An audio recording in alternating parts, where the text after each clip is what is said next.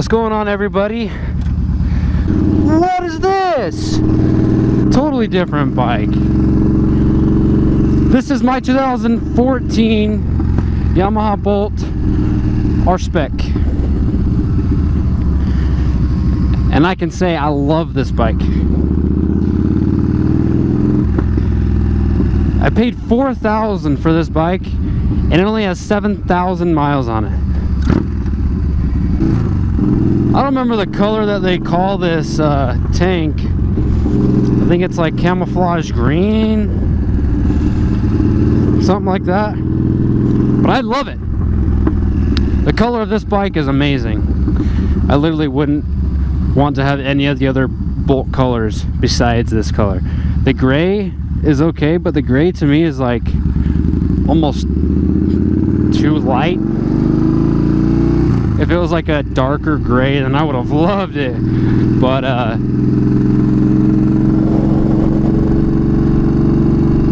not this. Not this bike. This bike is beautiful with this green. It's got a Vance & Hines air filter, or intake, I guess is what you may want to call it. It's got the Vance & Hines matte black straight pipes. Not too sure about a tune on this, but I can for sure tell you that this bike sounds beautiful. I'm going, sir. Thank you, though. Appreciate it. I have absolutely loved this bike, guys. I miss my sport bike, and I can honestly say that I will for sure always want a sport bike. Even with this bike, I will always want a sport bike. I just love sport bikes too much. Like, don't get me wrong, look at this. I mean, I'm just chilling. This is comfy, but it's not a sport bike. And you gotta have a sport bike. Once you ride a sport bike, you'll always want a sport bike.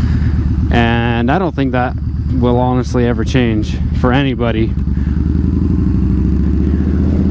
Unless you're an older dude on a Harley Davidson that has never once thought about getting a sport bike. But as a young man like me that first owned a sport bike, it's honestly the only bike I ever think I'll never go without. It's a beautiful feeling to ride a sport bike through the mountains and everything. Why does there have to be water? Like, for reals? I didn't want to get my tires wet. And what the heck is going on here, guys? Anyways, guys, I'm at my grandma's old house. She just passed away, but we're gonna be cleaning some stuff up. Catch you guys in a sec.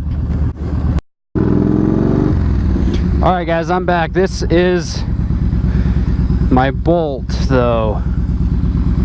Beautiful bike for anybody thinking about getting one. Instead of paying for the Harley name or anything like that. Anybody just kind of like wanting something to cruise around town, get some good gas mileage, be comfy, have a nice sounding bike, good looking bike. I mean, I've heard some good reviews, I've heard some bad reviews about this bike, honestly, and it's not a bad bike from what I've experienced whatsoever. I've only had it about 2 weeks, but it's been a goddamn good bike, and I'll say that for sure. Plenty of power. Plenty of power. That was 50, and it sounds beautiful. Very nimble of a bike. Anybody looking to get this will be satisfied, and I promise you that. So he has a relocation kit, for the speedometer. Usually sits about here. These are actually the nuts, or the holes where the bolts go. That usually goes here. He relocated it there. To be honest, I kind of like it because I've also ridden other Bolts, and when it's right here and it's facing up, the sun tends to kind of hit it and makes it hard for everybody to kind of see that. I mean, right now I can kind of see how fast I'm going, it still kind of blocks it. I think it's just because the outer layer of black doesn't help, and they don't put good enough lights in there to see really anything. I have the time below the speedometer, the digital speedometer, and I can barely see it. I also don't have a clear visor on though, so I'm sure that doesn't really help. But that's really the least of the worries with the bike. I mean, it's super comfy, brakes are nice, shifting's nice.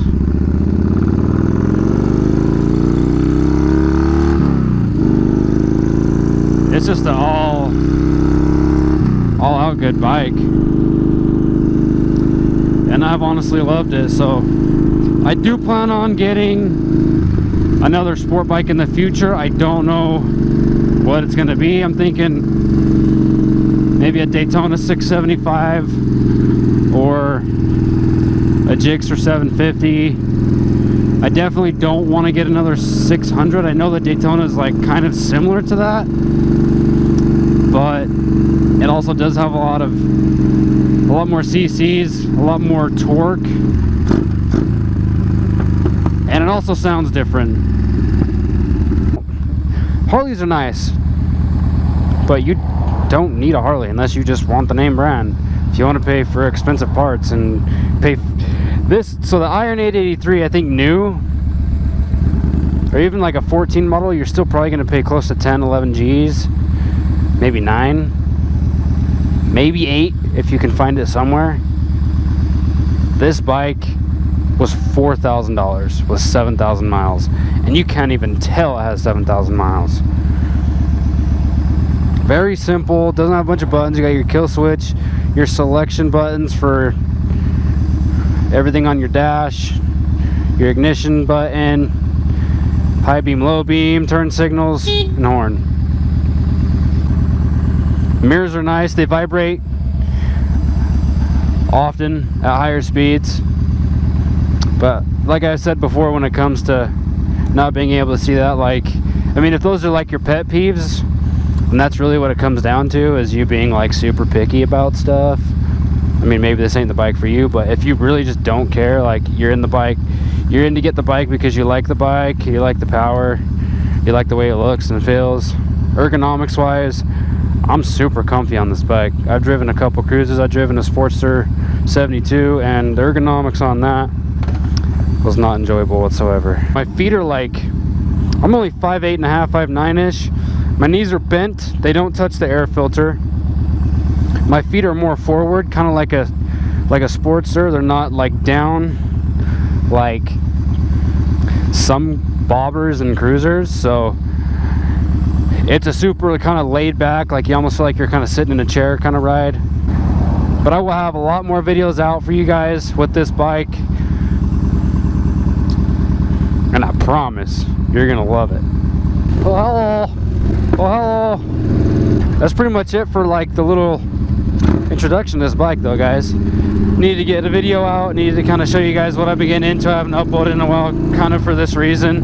Kind of just been getting everything in order.